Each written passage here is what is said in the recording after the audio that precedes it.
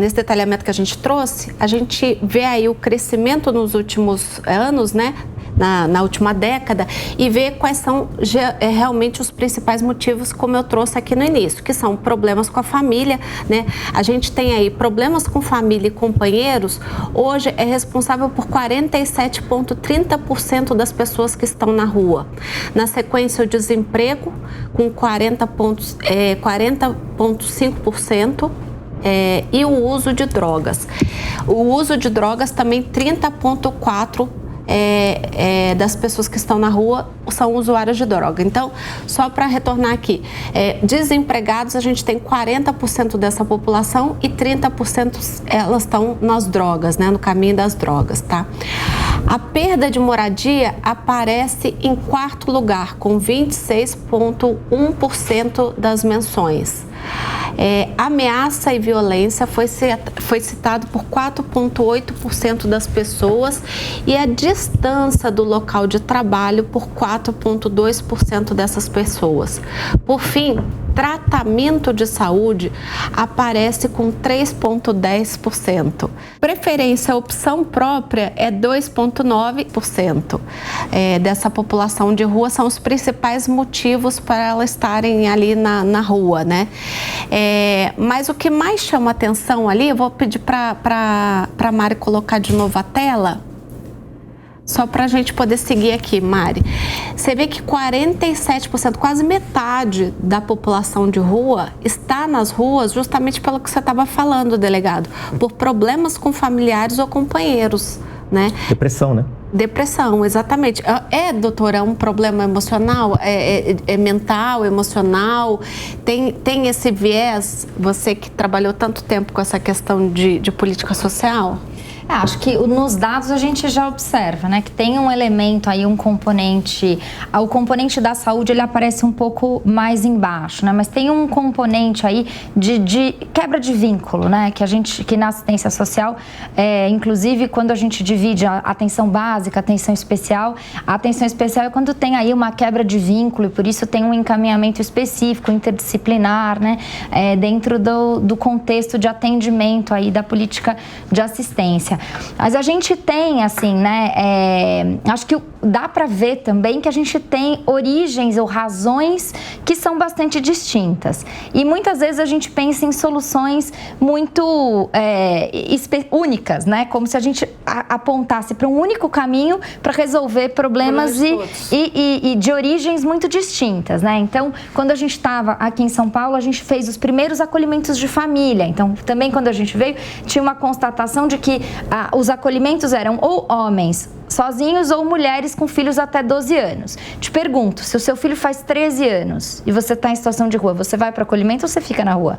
Eu fico na rua, porque eu não vou me separar do meu filho de 13 anos, Sim. Porque... Então, a política não apontava para uma saída, né? Então, a gente criou os primeiros acolhimentos de família, que são uma novidade, que agora entraram aí dentro das estratégias das políticas, inclusive dentro do Minha Casa Minha Vida, dentro dessa estratégia de você diversificar a política de atendimento habitacional, você tem lá locação social, que é uma alternativa que veio muito na origem aí de uma construção de famílias que têm alguma autonomia, porque é isso, né? Também a pessoa em situação de rua, eu acho interessante dizer que o termo que o movimento luta, né, é dizer pessoa em situação de rua e não pessoa de rua, porque a pessoa, ela não é de rua, ela está numa condição assim que pode ser transitória e que a gente gostaria que fosse transitória, né? Tá. Então, a pessoa em situação de rua,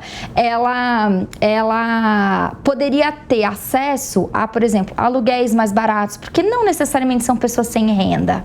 São pessoas que têm alguma renda, que conseguem, em alguma medida, fazer compromissos. Então, a gente criou os primeiros modelos de autonomia em foco, né, que buscam trabalhar essa ideia de que dentro dessa população eu tenho uma diversidade. E como que eu vou atender essa diversidade? Ela pode ser uma diversidade de composição familiar, então, por exemplo, ter crianças, ter famílias, como ela pode ter uma condição de maior autonomia, que se a assistência social entra garantindo aí lugar para ela morar, alimentação ou articulação de uma rede assistencial onde as crianças vão para a creche, os adolescentes vão para os centros de juventude. Enfim, quando você consegue acolher, né, as necessidades dessa família, é um impulso para que ela consiga, né, dar o próximo passo de autonomia e sair dos acolhimentos e tal. Então, acho que a gente tem caminhos que vêm sendo cada vez mais estruturados diante desses problemas, né? No Minha Casa Minha Vida tem novidade nesse campo,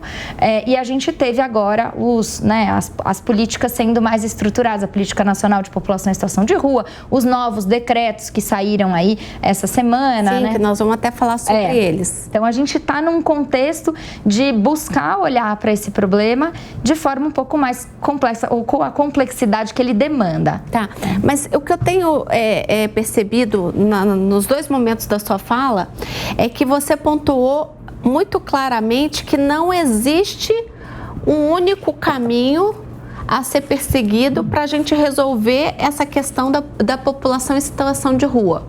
Ou seja, você tem que tratar de forma individual, quase que individualizada, mas pelo menos em grupos, digamos assim.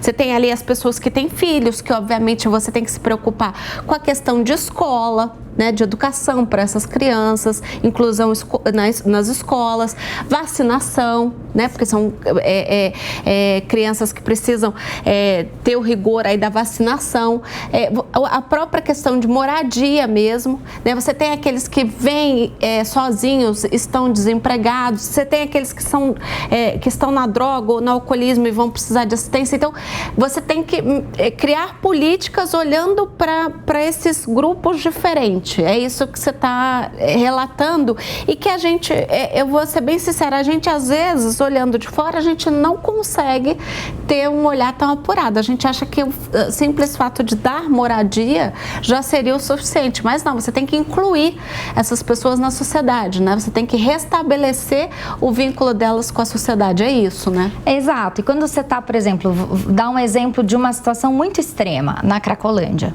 Né? A gente está falando de pessoas em situação de rua que têm um grau de uso aí abusivo de drogas. Então, para essas pessoas, o olhar tem que ser um olhar específico, né? Não dá para assistência social, por exemplo, não caminhar junto com a saúde. Eu tenho uma necessidade de interação interdisciplinar muito grande no atendimento dessa população, né?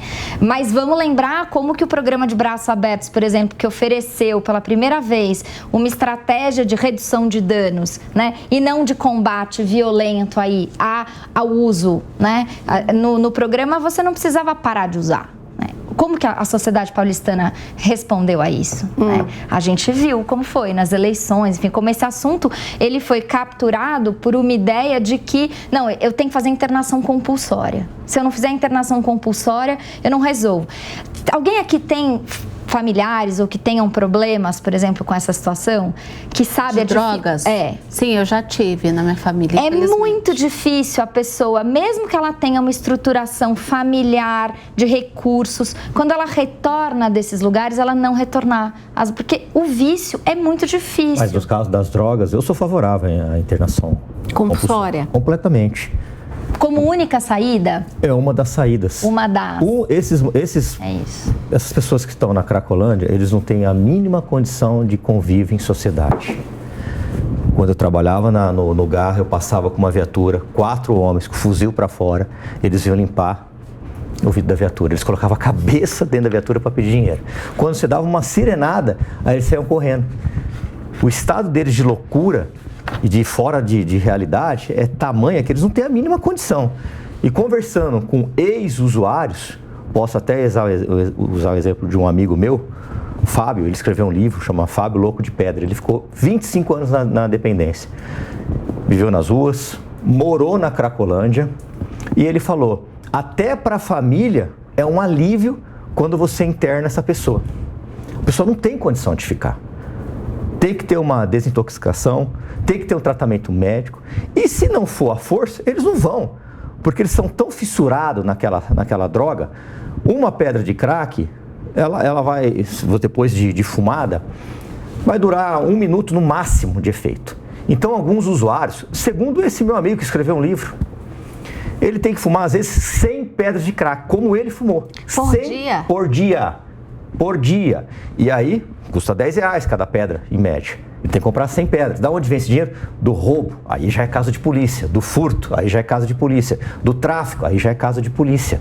Mas esses usuários, a maioria deles, não tem a mínima condição de permanecer em sociedade. Porque ele não vai ficar lá só usando droga. Ele vai sustentar o crime organizado com a venda, com a compra de drogas. Ele vai roubar, ele vai saquear, ele vai atacar pedra nos estabelecimentos comerciais, como aconteceu num bar muito famoso aqui em São Paulo. Sim, ele vai causar um transtorno tremendo. E não tem a mínima condição. Agora, o morador de rua, não. O morador de rua, às vezes ele não quer estar lá. Às vezes ele tem um problema de alcoolismo que ele pode ser tratado, mas o Estado não adianta. Vou pagar uma bolsa aluguel, você vai para lá e tá. E aí, como é que eu vou me pagar a luz? Como é que eu vou me sustentar? Como é que eu vou me vestir? Como é que eu vou comer? O Estado não pensa nisso. Eles fazem medidas paliativas, vão empurrando com a barriga, um governo atrás do outro. A Cracolândia está aí há 30 anos, não é caso de polícia, a polícia não vai resolver o problema da Cracolândia, ela vai lidar com os efeitos que aquilo lá gera. Mas todo governo, aí só um adendo, a gente percebe que tem uma tentativa de acabar com agora o problema estão empurrando, né? da Só que as Cracolândia. É que me parece, e aí eu vou muito aqui no viés da doutora Mariana, é que você não tem uma solução única. Eu não sei se... Eu até entendo da questão da compulsória. Sabe por que eles não querem a compulsória? Porque é um tratamento para internar. Pergunte para quem já teve uma pessoa dependente, quanto que custa um tratamento desse? Caríssimo. Sim. Você acha que o Estado, a Prefeitura, o Governo Federal vai querer bancar isso? Não querem bancar. E não vão bancar. Porque um tratamento desse compulsório é mais de R$10.000 por mês. Que governo que vai querer arcar com essa responsabilidade? Nenhum. Então vamos empurrar esse problema, agora vamos criar uma casa ali na Zona Norte de acolhimento. Aí o morador da Zona Norte, não, aqui não. Vamos empurrar para lá, empurra para cá, joga para o Bom Retiro, aí os moradores do Bom Retiro e o comércio começam a achar ruim. E fica aquele empurra, e não resolve nunca. A doutora Mariana discorda. E você, Magno? Bom, eu acho que se as políticas públicas estão melhorando, a população não está percebendo. É muito difícil a gente acreditar que nós estamos tendo qualquer avanço na área de política pública quando o resultado é esse. E acho que o aumento da população de rua, o aumento da população em situação de rua, faz com que esse tipo de política fique mais difícil de ser debatida. Por quê? A gente está aqui conversando sobre essa população que no Brasil tem 227 mil pessoas. A gente está esquecendo dos outros 210 milhões de pessoas que votam nos políticos que vão pensar políticas sobre essas pessoas. Que estão à margem da sociedade. Que estão à margem da sociedade. Preocupada com o terreno dela. Exato, que está no meu bairro. Está no meu bairro, eu estou preocupado. A Cracolândia está longe do meu bairro? Que se dane. Exato. A verdade é essa. Que está na frente do meu bairro, está no meu prédio. Aliás, até que se duvidar, dá até pouca audiência, porque as pessoas não querem nem falar sobre isso. Mas o problema é um assunto que ninguém quer falar. E a solução é muito complexa. A gente quer meio que jogar para debaixo do tapete, não é? E a solução é complexa. A solução é muito mais complexa do que passar um caminhão, botar todo mundo dentro e levar embora, do que chamar a polícia. Né? A polícia não vai resolver isso. Vai fazer o quê? Nada. Fazer o quê? Pegar que a solução é evitar. A solução é a prevenção, evitar que o número continue aumentando. Eu entendo que a gente tem que lidar com essas 227 mil pessoas, mas a gente tem que evitar que no ano que vem seja 250, 300, sei lá, seja muito mais. Mas não é o que a gente tem visto, né? O que a gente tem visto é o aumento do número de pessoas e mais a transformação dessa condição em uma condição um pouco mais permanente. A gente tem visto a substituição do colchão pela barraca, e a barraca ganha um cercadinho, que ganha um cachorro, que ganha...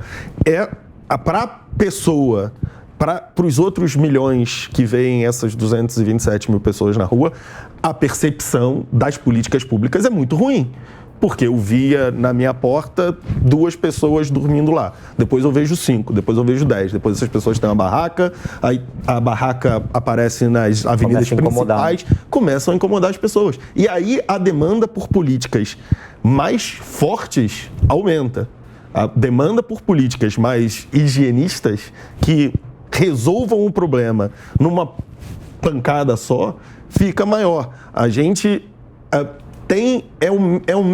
a mesma abordagem que nós temos em relação à questão da segurança pública, do furtozinho.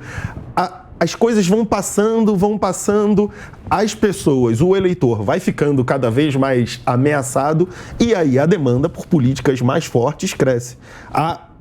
O sentimento de ameaça por parte do eleitor se transforma, se reflete num voto cada vez mais em direção a políticas cada vez menos racionais e cada vez mais duras, porque a pessoa só quer se livrar daquele problema, só quer que desapareça do meu bairro. E você acha que o tratamento compulsório é um pouco disso, de vamos nos livrar da Cracolândia colocando todo mundo dentro? O tratamento compulsório está na pauta, compulsório está na pauta, vai permanecer na pauta e não tenho dúvida que será utilizado em boa parte das capitais brasileiras. No Rio de Janeiro já é um tema posto. Em São Paulo, acho que é mais resistência, mas no Rio de Janeiro, o próprio prefeito Eduardo Paes já pediu um estudo sobre a questão, mas eu não tenho dúvida que será um tema discutido nas grandes capitais brasileiras, porque as pessoas estão com medo e querem uma solução. E aí a racionalidade... solução de curto prazo, é aquela coisa assim, vamos colocar em algum lugar para simplesmente dizer que resolvi. É alguma coisa, é uma ação.